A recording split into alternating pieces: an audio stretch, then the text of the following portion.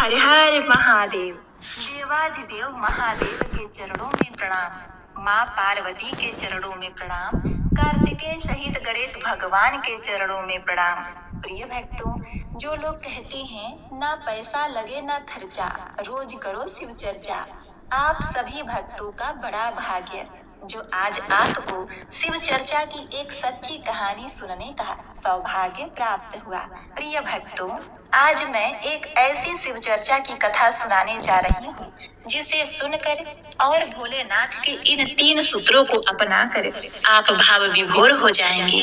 महादेव की कृपा आपके परिवार में बरकत करेगी, रोग कट जाएंगे, दुख मिट जाएंगे, सभी आनंद से रहेंगे। तो इसीलिए कमेंट में शिव गुरु के चरणों में प्रणाम ओम नमः शिवाय जरूर लिखें। अगर आपको यह कहानी पसंद आए तो वीडियो को लाइक करके इस कथा को अपने सगे संबंधियों में शेयर जरूर करिएगा।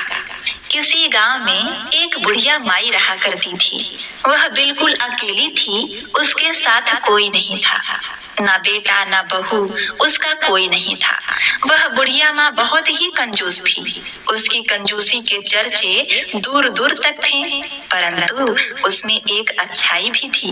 वे भगवान शिव की भक्त थी और हर समय नमः शिवाय का जाप किया करती थी। लेकिन फिर भी भक्तों, वह धर्म के नाम पर कोई कार्य नहीं करती थी।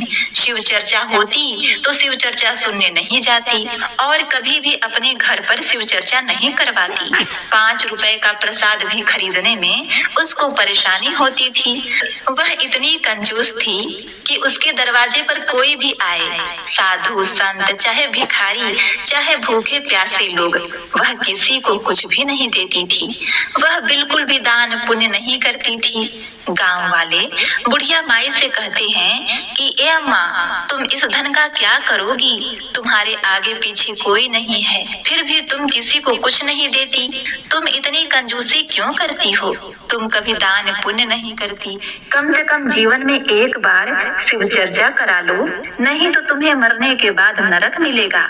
तो बुढ़िया ने कहा, शिव चर्चा में खर्चा कितना होगा?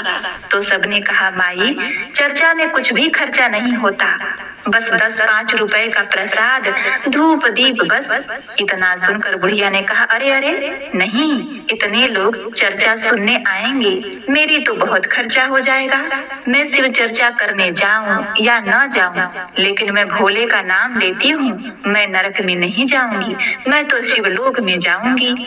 उस बुढ़िया माई की कंजूसी के चर्चे गांव में नहीं बल्कि देवलोक तक भी फैल गई थी।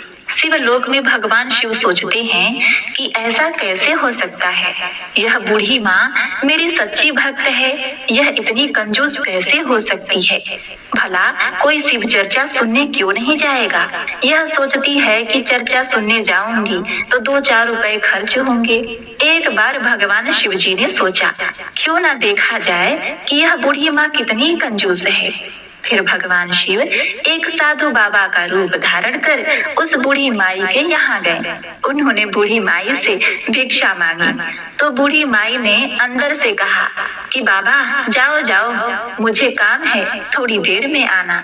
भगवान वहाँ से चले गए। थोड़ी देर बाद शिव गुरु फिर से वहाँ आए।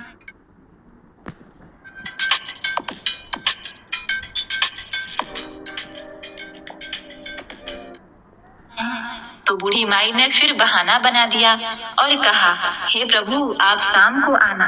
भगवान शिव जी फिर से चले गए। फिर शाम के समय भगवान फिर आए तो बूढ़ी माई ने कहा, देखो, मैंने तो खाना खा लिया, अब देने को कुछ नहीं है।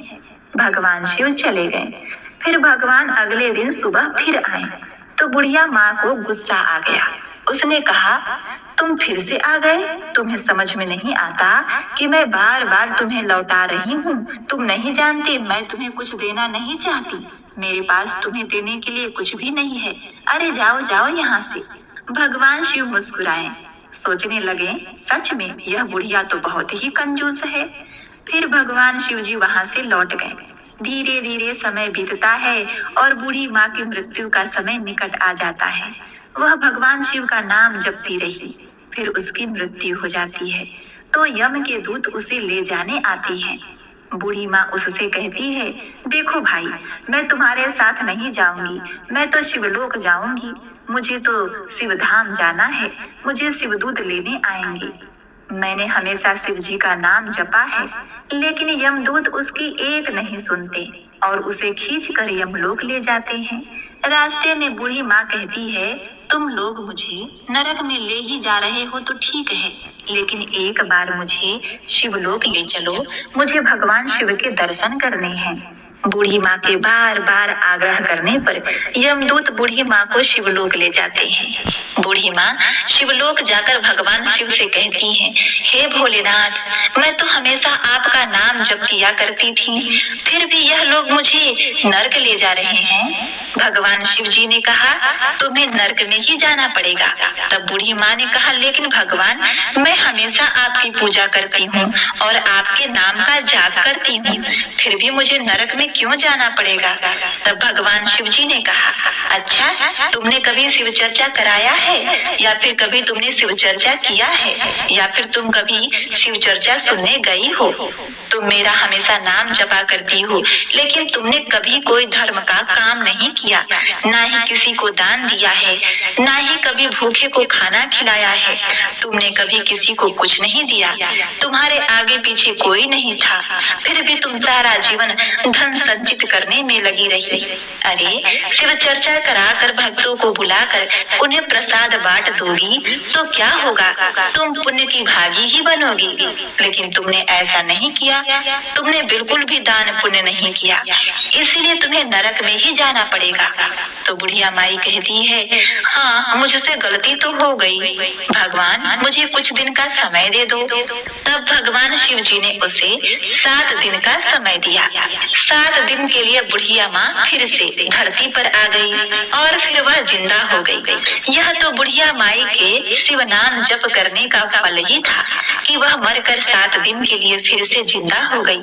अब बुढ़िया माँ बहुत दान पुण्य करने लगी, सबको बुला बुला कर शिव चर्चा कराने लगी, सबको भोजन कराती, जहाँ चर्चा होता भागी भागी जाती, साथ में प्रसाद भी लेकर जाती और शिव चर्चा कराने लगी, भंडारे भी कराए। उसने 7 दिनों में सब कुछ दान पुण्य कर दिया और फिर 7वें दिन बुढ़िया माई ने अंतिम बार शिव चर्चा रखा। बहुत से लोग इकट्ठा हुए। माई ने शिव गुरु के चरणों में प्रणाम किया, माँ भवानी को प्रणाम किया, कार्तिकेय गणेश को प्रणाम करके गुरु भाई गुरु बहनों को चर्चा सुनाने लगी। अब देखिए वह बुढ़िया माई शिव चर्चा कैसे सुनाती हैं। बुढ़िया माई की शिव चर्चा भी आप सुन लीजिए, आपकी मन मांगी मुरादें पूरी होंगी। तो बुढ़िया माई कहती है, एक समय की बात है, एक गांव में एक किसान रहता था। उसका एक बेटा और एक बेटी थी। बेटी बड़ी थी, बेटा छोटा था। वह और उसकी पत्नी दोनों अपने बच्चे की शादी करके इस संसार से चल बसे।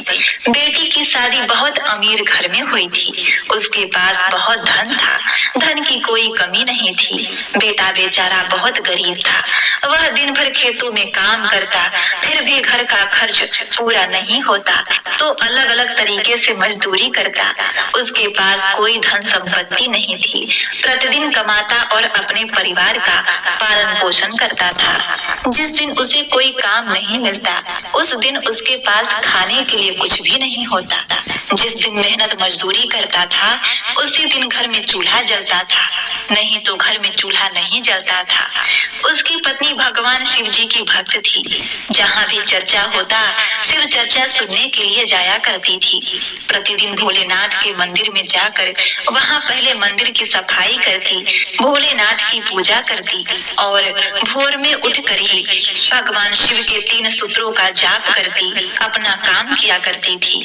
घर की हालत चाहे जैसी हो, वह पूजा पाठ जरूर करती थी।